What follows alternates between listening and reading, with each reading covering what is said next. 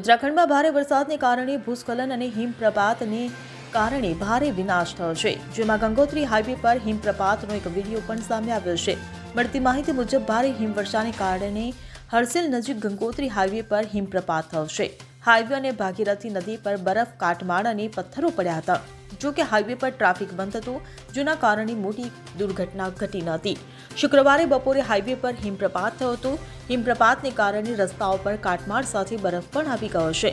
આના કારણે રસ્તાઓ બ્લોક થઈ ગયા છે અને ઘણી જગ્યાએ રસ્તો તૂટી ગયો છે।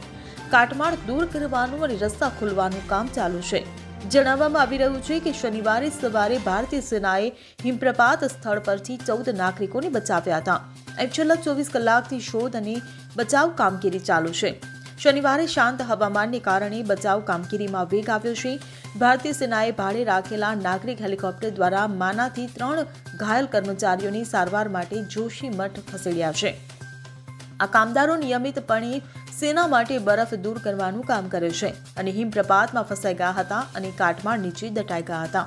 Bureau report CN24 news. હવે જુઓ દેશ દુનિયાની તમામ ખબરો તમારી આંગળીના ટેરવે। ઉઠાવો મોબાઈલ અને Google Play Store પરથી ડાઉનલોડ કરો અમારી CN24 ન્યૂઝ મોબાઈલ એપ।